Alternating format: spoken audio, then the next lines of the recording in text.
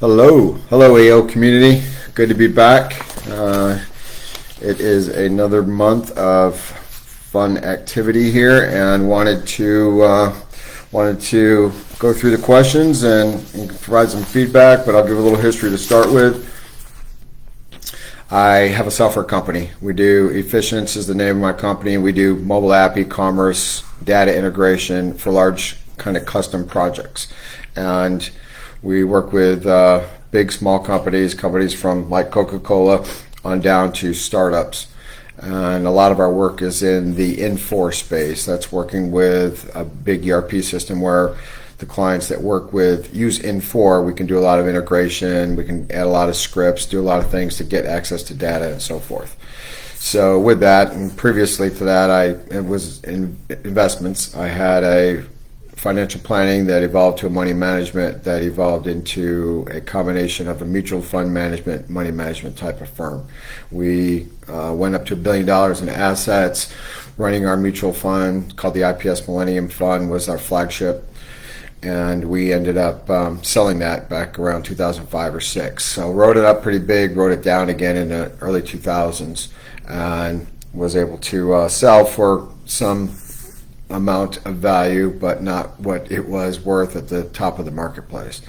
So we've had experience with growing a fund, growing our business in that area, managing employees all through that process, and then starting and seeing the world being connectivity through software, and going to India in 2004, setting up my own office there, and being able to build a team out and grow that, and see the future being mobile apps and getting us into mobile apps back in around 2010. So that's a good little history. With that, let's jump into some of our questions. Okay, so Andres Blanton asks, how can I make it faster to $1 million in net income? Business description and background question. I recently sold my rental property and have an estimated $100K sitting in the bank. My work experience is a network engineer in the IT industry. I have the opportunity to start my own business from scratch in staffing and recruiting, or I can use the money I have in the bank to purchase or establish business with cash flow. The business will most likely be a food and beverage business, like local pizza shop. I have 3 boys at home and active in my community with church events and helping others. I would like to think that purchasing a business will create cash flow from day one, and I can use proper marketing and advertising strategies to grow the business. Or I can use my time, be the recruiter operator for my new business, and work on setting up systems and processes to make the business successful. This will most likely require for me to use my $100K savings for the next 3 to 6 months. My exit strategy is to make either of these businesses self-sustained and sell at a later time for a profit. Any advice is appreciated. Okay, Andres, let's see here.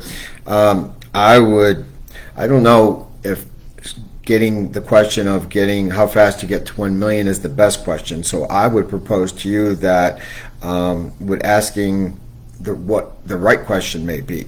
Is getting to 1 million the right one, or is something like how do I evolve myself in work that plays to my strengths and allows me to play in a world that is my passion? What is it that you love doing? What do you want to do? You have the IT background experience, and you wanted to look at opening a staffing and recruiting company. I think that in that sense it plays to some of your history of what you've experienced, but is that really your strength? And we all want to get up every day and do something that we're excited about. We don't want to get up and dread the so-called world of going to work. We want to get up and push through with the excitement of engaging in activities that allow us to feel like time is just blows by. Oh my goodness, the day is gone already. And where you're having fun, you're doing things that intrigue you and make yourself positioned in a world to be more fun, more enjoyable, and you have the opportunities to grow within that space. So what are those? And asking yourself those questions. What are those things that allow that to happen? I would first want to get into something that allows me to play in that space of passion and opportunity than I would to just say, what's the business that's going to get me to $1 million? Okay, so you talked about the business. You talked about a business here being that would most likely be a food and beverage business. Why would you do a food and beverage business? What is it about that business that you feel is attractive, interesting, meets a certain growth opportunity in the marketplace, and so on? So let's see. What are my other thoughts here? Buying a business is very hard. Okay, when you buy a business and you knowing what the intricacies of that business, what is real with the business, what's not, takes a lot of experience. And if you don't have somebody to help you with that experience, then you could be buying a business that you said in your comments that would cash flow from day one, may take forever to cash flow, may take a long time to cash flow, may not cash flow for months, may require a lot more capital. If you don't see the blind spots while you're doing your evaluation and your due diligence, you could run into a lot of trouble. So the other side of things is to maybe consider a franchise. Getting in a franchise could allow you to have all the processes, all the avenues of growth set up and ready to scale and grow for you. But is that business playing to your strength? Is maybe just being in business your strength? It's one of mine. I am a business guy. I love business. I love all the aspects around growing and running a business. So I'm passionate about business on a daily basis, but I also want to be passionate about kind of the offering that I provide to people too. So looking at that and considering those things would be important.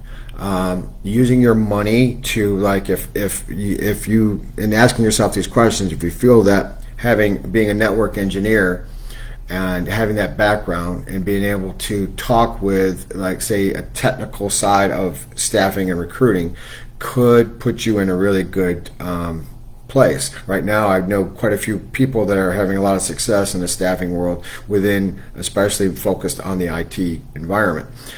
So something to consider there. What are your connections? What are your networking opportunities within that space? What would allow you to get up and go quickly if you did and jump into that world? But again, as I say, most importantly, ask yourself those questions. What are you passionate about? What are you going to enjoy doing every day? Because business is not easy. It is tough. And if we get up doing something we're dreading already, getting into the ups and downs cycle and the hassles that running a business can create for you is going to make something very hard, and it could make you miserable, stressed out, and so on and so forth. So consider those thoughts, and be happy to talk about this in more detail if you want to email me. Next question. Tatiana, I will not say Tatiana's last name, sorry, I'll mess it up. Question she is asking. I have an employee that left to go to work for another restaurant and just messaged me to let me know it didn't work out and if she could have her job with us back. What should I do? Her background and description of the question. I own a smoothie bowl juice bar. We have been having issues with employees lately, and many leaving due to the senior year being over and them wanting to have fun summer, and a few of them graduated college and now pursuing their careers. Lately, some high school students are leaving to go to a summer temp jobs that pays cash, or in the case of the employee who left, to go to work at a restaurant owned by a family friend in order to receive more tips. I had a conversation with this employee, letting her know we appreciate her, and if there was anything we could do, we would try to accommodate. She said she loved her job but wanted to go get cash tips. Here we are 2 weeks later. We replied to her text to let her know that it was nice to hear from her and apologized that things didn't work out. I told her I want to talk next week. How would you handle this? Okay, so Tatiana, I don't think it is a big deal to bring her back initially. If she worked good and so forth, just because she left, some people realize their mistakes and so forth. As long as she didn't break any rules, she didn't violate any of your core values or the aspects of what your termination period was. Like, did she give you a 2-week notice? Was everything kosher within that? Did she leave on good terms? Bringing her back for somebody who likes working there and likes that environment, even though she's not making as much money. She realized that that world wasn't as fruitful for her, and she enjoyed doing this. So bringing her back is not a problem. So let's dig a little bit deeper into this and talk about how you deal with the issues of flaky employees that are coming and going in a world of the type of people you are hiring. You're hiring people that are transitory. They're in that situation temporarily until their circumstances change, like you said, till they get out of high school, till maybe just a summer job situation, or like when they're graduating to go to college and so forth. Or coming out of college, one or the other. So you're getting those type of people. How do you deal with those people? I would look at this and consider options for how you pay them, and what could be an opportunity to make sure you're hiring the best people in this role. If you increase the dollar amount, will you have more consistency, and will that be more beneficial profitability-wise over time than it is hiring the minimum wage workers or so forth in this space? So something to think about there. Also, tips. Can you provide people tips in this world? A lot of times I go into, like, say, a pizza place or other places, even ice cream places, where the different sign up or sign out, like if it's Stripe or Apple Pay or something, they offer opportunity for having you to leave a tip, and I always leave some nominal amount of tip, depending, it's not 20%, but if they're working, organizing things, then I feel like the kindness and gratitude for what they're doing to leave some nominal amount. So maybe that could add an environment where tips are there. Everybody knows that they're getting appreciated, and they're going to be more friendly. They're going to be quicker. They're going to do things to get those tips, and potentially that it's one tip that gets shared amongst the group that's currently working on that respective shift. So I would look at those type of things. The other thing to consider is millennials. From what a lot of research and listening to speakers talking about their experiences and so forth, of a lot of the entrepreneurs and being an EO, entrepreneurs organization, I go to conferences and stuff, and this has been a big topic, is that millennials need a higher purpose. Okay, they need to feel like they're working in a world that is creating value or creating a bigger purpose and mission for their lives. And when they have that bonding and connection to something, they are more engaged.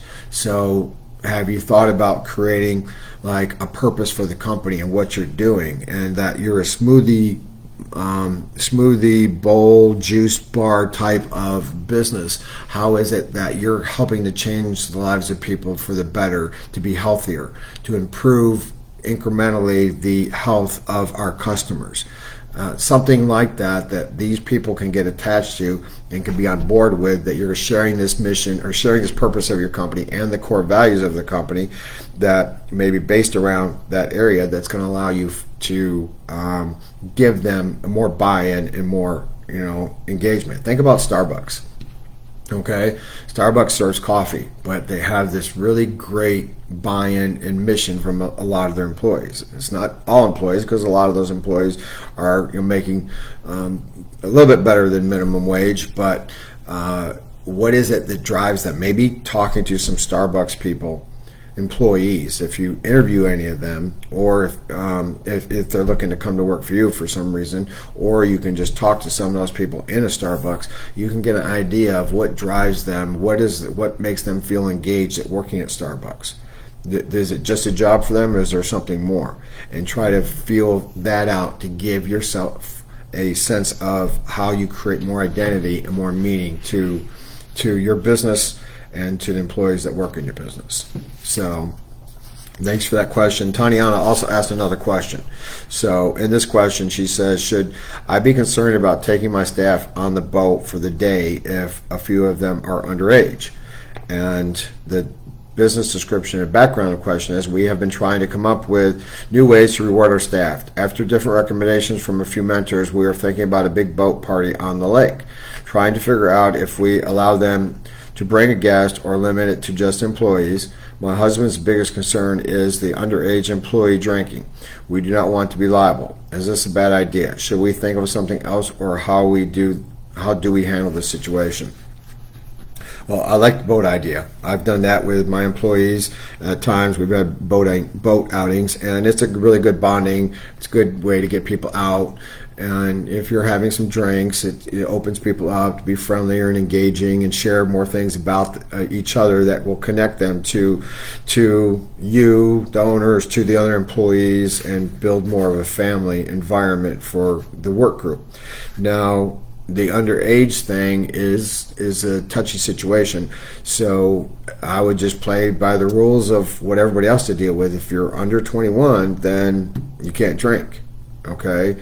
And that just allows you, now if they sneak a drink behind your back or something, that's, as long as you express the rules to everybody knows it in the group that these are the rules, then you are helping to protect yourself. Not saying that somebody still can't sue you, but that you're helping. Anybody can get sued for anything at any time. So we live our lives in that world of being subject to that, and it's just a matter of trying to make sure you do the things you can to enjoy this time with your employees, but also to put it out there that we're providing some drinks, soft drinks and waters and alcohol for people that are of age, and allow everybody to enjoy themselves.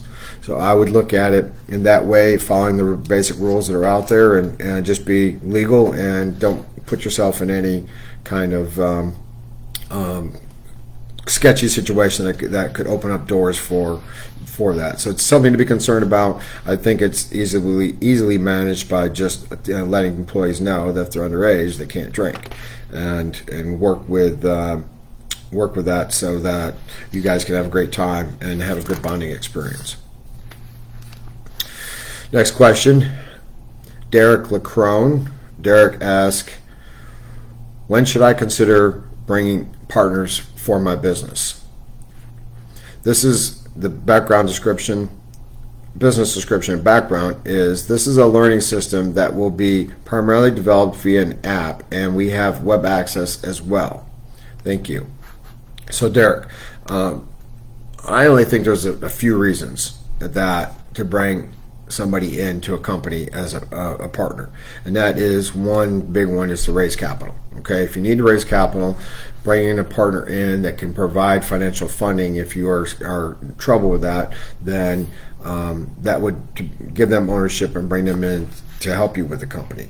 The other one is to bring in talent or some type of subject matter expert into the business that gives you a feel for some expertise that you would have to pay a lot of money for, that you can get by having this partner, and so forth. But another one would be to provide some type of strength that you don't have. Like, I've partnered with people in the past. In my past, when I had my investment firm, my partner was 20 years older. He was very research oriented. He was the more analytical type, and so forth. We both did stock analysis and making decisions about stocks to buy. But as time went on, that became more of his forte, where I became more of the business owner, operator, running the business, putting us in the right places, going after the right relationship, networking, getting us on the Schwab platform, which was huge to growing our assets. So doing those type of things that played to our strengths, and together, because we both had strengths in certain areas, that we could go further with our partnership. So those are the few reasons that I would consider. Otherwise, I wouldn't. Okay, having partners can be challenging. It provides that basis of strength, of allowing you to come together, have something more, that the sum is greater, or you are greater than the sum of your parts. But the other side of it is that it can be stressful. And so when I started the software company, I didn't have any knowledge selling software. So I partnered with a person, April, that she had been out doing that, actually had met her previously to build an application in my investment firm, and we continued to see each other over time, and with her seeing that she had a lot of customer empathy with customers, her ability to connect with people, her ability to go out and talk about technical solutions, was somebody that I thought could help us work together and grow, and we partnered and we built up a successful company. And so she ended up getting married and moving overseas, and so that changed our framework of partnership. But working together was great, but also you're always running ideas behind partners. You got to get their buy-in and approval, so sometimes that can be challenging. So if you're somebody that likes making your own decisions and feels like working with somebody is going to be a problem, or if you had that history in the past, having other partners is not going to be easy. You got to be diplomatic, and you got to be you have to work with people in that space. So I right now run the software company myself. I like that I run it myself, but I'm also partner now with somebody that I'm building a product for, and we're going to take that to market. So it's because they have a particular area of knowledge and strength, and I have it, and together we're doing it. So having partners is great and get you into an area of the marketplace that you may not have been able to get into before. So keep that in mind, and hopefully that will keep you out of trouble with not having somebody in your firm that shouldn't be there. Because when it gets sticky after a while, if you have to separate, buying somebody out, it's all that has to be really looked at in your operating agreement of how you own the company, of how people are going to separate, and taking certain steps to figure out how to separate in there is important. And you've got other mentors here that can help you with that type of questioning. Next question is Martina Winnick. Martina asks, better time management. How can I do it? Business background and description. To build up my new business, primarily nursing, I work full-time in a hospital with all the shifting. Also, I have two other nurses doing it. So we are using our salary for many things around the new business, but it's touching our health because we don't sleep enough, only 3 hours a day. So, okay. What you're doing now, Martina, is not sustainable. Okay, working 3 hours a day over time, that's going to prove very. It's going to affect your health. It's going to affect your capacity to think, to work, to make decisions, and so forth. And so something needs to be changed. So what is that? I mean, just managing, you talk about managing time in this sense. You're talking about working maybe a 12-hour shift, if that's what you do in Sweden. I know because you asked another question that you're from Sweden, that you have the, if that's how you work, and then you're working on your job. Is there a possibility here to look at options that you could work full-time in the business? A lot of people hesitate making this transition where they start a business and they're working full-time because they have that salary that's protected, that's there, it's secure, it feels like they're protected if the business is not working out so well. But then they have that situation where getting the business to the next level does not work, or does not take time. And I had a friend that ran his business on the side, growing a successful brand clothing company that he worked on it part-time for 10 years, and it moderately did all right. Soon as he was actually forced, I kept saying go full-time, you're at a space, you're at a place. He didn't do it. But then when the company was doing layoffs and he was forced out to do it, is when his company took off. Okay, so what can you do to manage the situation so one of you can work full-time, and you or the other nurses, to prevent the amount of additional work you're doing when you're not working your regular day shifts? So what else? I mean, in looking at this, I would say that there's other things you can do time management wise. There's a book Chet Holmes wrote and on selling that had really good time management chapter in it, and I'll have to come back to you and look that up and see if I can give it to you. But that's not really your issue, I think. I think it's not about managing your time in a day. It's about having enough time to work in your business when you're working a full-time job, and that full-time job typically for nursing is 12 hours. Sometimes it's different, but if you're spending that much time and then working on your business, it's really going to have a lot of drawbacks. So how can that be changed? And that's another discussion. Hopefully other people, you can continue to ask this question, other people can help you work on it, but you have to adjust the business to get to a place where you can work through your opportunity to be engaged in that business and make changes to get that. So Martina also asked another question. She asked, how can I stop from being to be nervous and shy if I need to talk with important people about some things I need for my company to grow?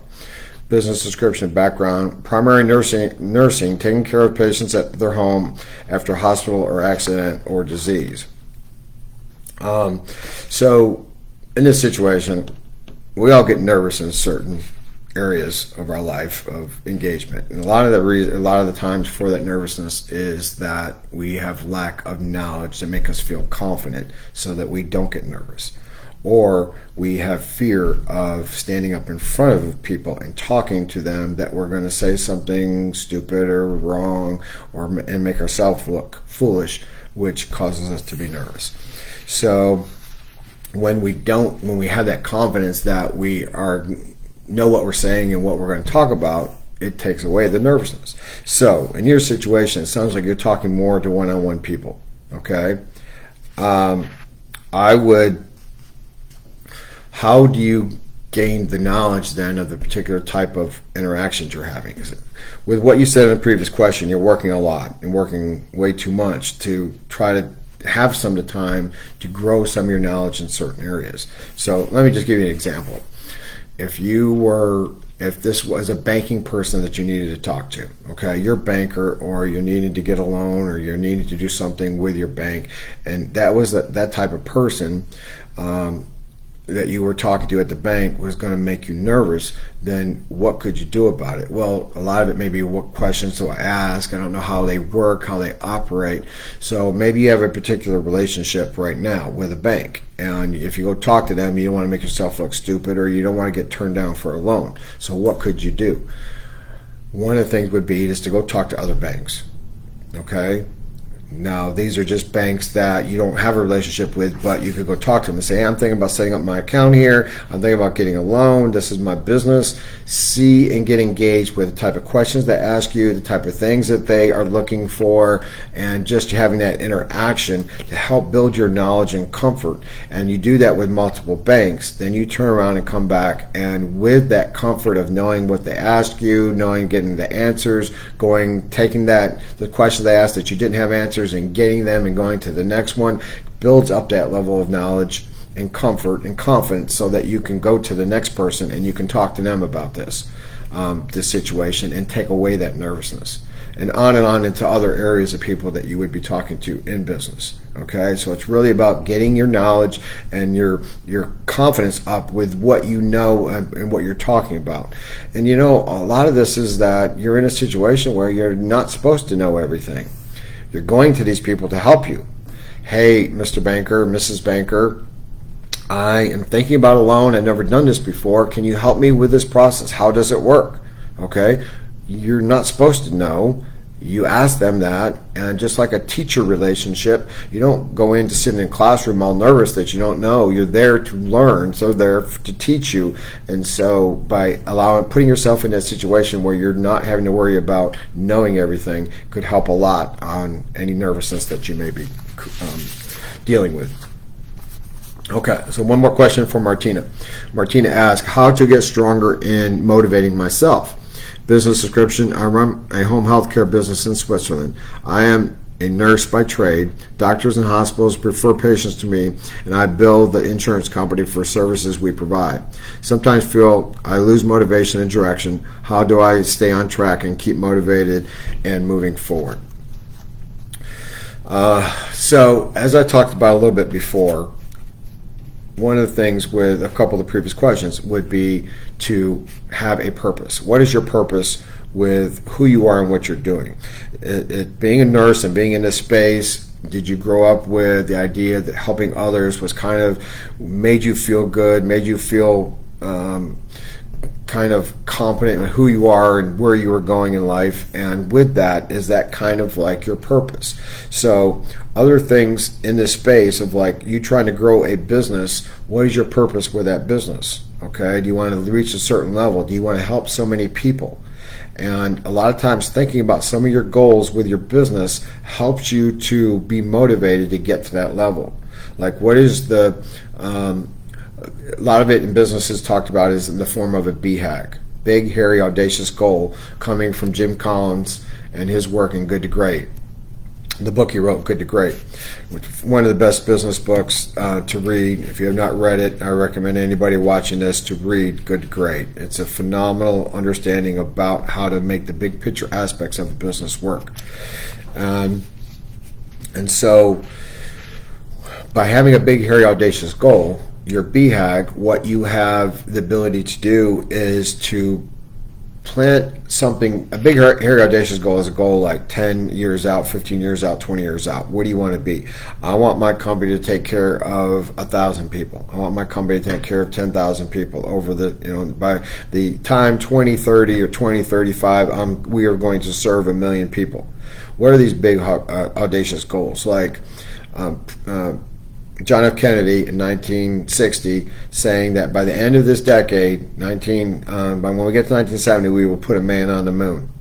And it created this big, hairy, audacious goal that when everybody worked around it, even with his passing, he put in place this objective that motivated people and got them to the goal of landing somebody on the moon in 1969. So, what is your goal? What is that aspect? If you look at the book Good to Great, you can see how they set up some of their BHAGs on there, and they could be different things. Serving so many people, reaching a certain level of companies, building so many out stores, doing a lot of different things could be your BHAG, but it should be driven around something that excites everybody, excites you and your team. Okay, so that's always a great motivator, is to have those goals and understand your purpose of what's driving you to make this company better and the employees around you. When you, like I was saying before in the discussion around millennials and other aspects of what drives people, we all have that aspect of being driven by a purpose. And if the company has a purpose, we feel, and we're on board with that purpose, we're going to be driven to a place that's going to allow us to go down a path of being more highly engaged and so forth. And a lot of studies have been done around this, that people that have purposes or that are following a company with a purpose and a mission, that they are more engaged, more inclined, there's higher profitability, and so on and so forth. Okay, so last question is Mario Goodrich asks, how do I know if I am charging appropriately for a new concept? Business description and background of question. I'll Bartend is a concierge mixology service to provide to private and public events. We specialize in organic fresh fruit and herb cocktails and mocktails. We are in a full-service center for the bar side of events. We graphic design custom menus for every event based on themes, guest of honor, and client desires. The menu only serves as a guide, and we are encouraging guests to create their own cocktails or mocktails from the fresh fruit bar with the guidance of their fresh fruit mixologist. We have laser engraved coconuts and take our themes very seriously. It is an interactive entertainment experience. I am finding that new potential clients are having major sticker shock from my proposals. There is really no comparable company, as I've developed all of these recipes myself. The fact that we are using organic fresh fruit causes our service to be more expensive than a bar that would use things like processed sour mix and juices from concentrate. I am only making profit from prep and service time. Everything else is direct pricing to customers, as I do not yet have a liquor license and do not have brick and mortar to store fruits. I don't think people realize the real meat of the cost is the theme, supplies, liquor, and fruit. I do not make anything off of that. Other mobile bar services just show up and pour what is provided or supply a small menu using your average mixes and liquors. All 500 of our recipes can be made with or without liquor because of the fruits and herbs are giving the flavor, not the liquor. Thank you in advance. I'm incredibly excited about being part of the AOT. Okay, sorry, long background there, and probably reading that sounded a little monotonous, but good explanation there, Mario. So how will we dig into that? Well, lots of things about it. I can't give you just some basic formula for like how you charge. It's very relative and it's very iterative, but I'm going to go through a little bit of a process here to help give you some contextual framework. There is a book out called Blue Ocean Strategy. It's a pretty popular book about 15 years ago, and has continued to be out there in discussions in the business community, entrepreneurial community. So Blue Ocean Strategy boils down to this, is that you want to have a business that stands out in the blue ocean waters all by itself, not having competition. Where they talk about the red water is the shark infested, people eating each other up, competitive chaos and so forth, and it makes it all bloody in that water. Okay, so an example of this one of the case studies they used in the book is Cirque du Soleil. When Cirque du Soleil came out, they did something that nobody had done. There was no show like this, no program, nothing. So they had this very uniqueness to them. So with this very uniqueness, you think that they could charge whatever they wanted and people would come. And actually, the price for Cirque du Soleil tickets are pretty high. But they actually, even though they didn't have other competitors, they were competing in a place of entertainment. So they had to think about that. Like, if somebody comes to our show and watches a Cirque du Soleil show, what other options do they have? They have the option to going to a play, going to the actual circus, going to the zoo, going to the movies, going out to dinner and live music somewhere. So you have these different options that you have to that you are competing with to some degree, not that the sense of your service, but you're competing in a price range of entertainment.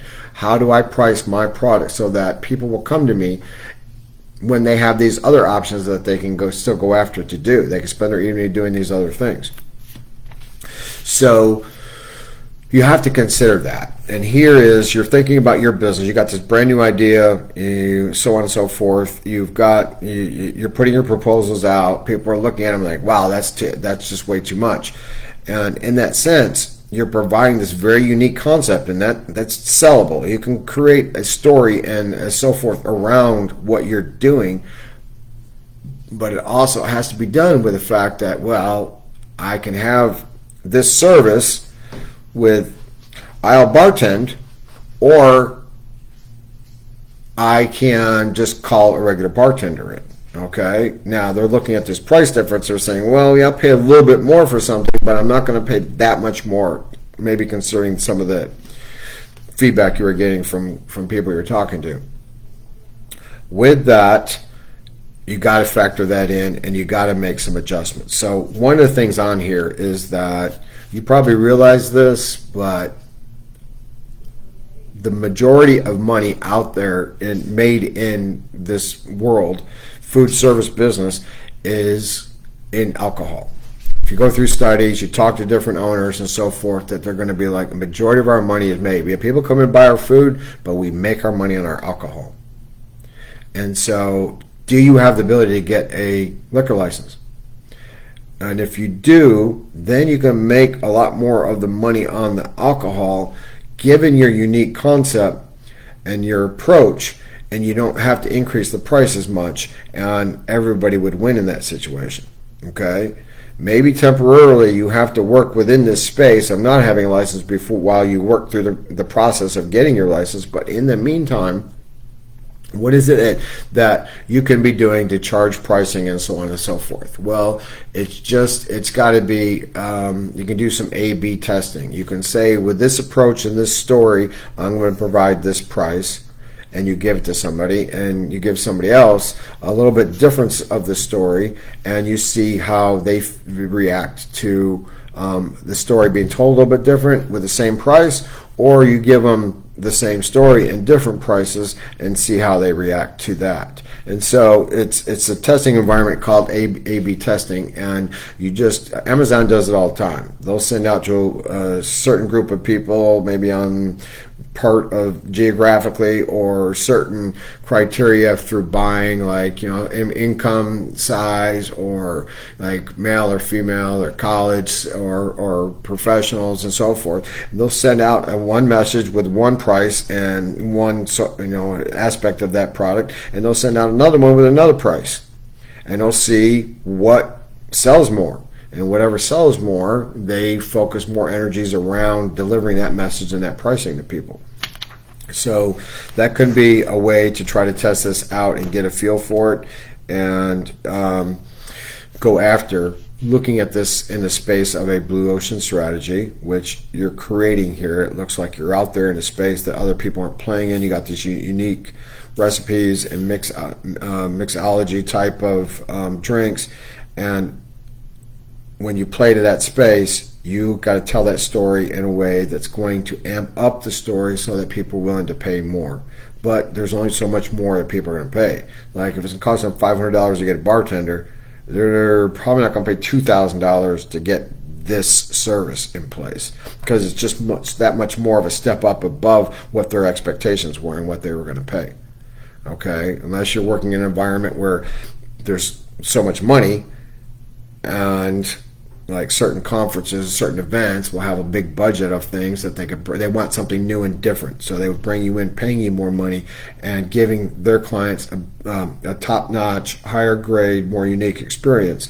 And so you can get that opportunity. So maybe it's some of the people you go after too. Who's your target market and who you're going after would be a key concept here, or be a key thought to ask yourself, and making sure you're talking to the right target audience, the one that has the dollars, the one that would want to provide this service to people and be able to allow you to benefit and so forth. But moving down the path here, liquor is huge at profitability, and getting that license sounds like it would be key for you to make this idea work. If you struggle with it over time, you don't get your liquor license, then you may not be able to allow this great thought, idea, concept that you've created here to really manifest into the marketplace. So anyway, good luck with that. Hope that helps. And I'm here, Greg at efficience.us, Greg at efficience.us, if you would like to email me directly with any additional thoughts or comments. So that's my questions for this month. As usual, AO, keep doing what you're doing. I'm in EO, Entrepreneurs Organization. I've been in since '99. I love the aspect of networking and learning and growing with my peers, and being exposed to some of the great thinkers and books and people out there in the world through what they offer, similar to what's going on here and what you're getting in AO, and really here to help along with the other mentors. So please reach out if you need to. And until next month, everyone, stay upward and onward. Take care.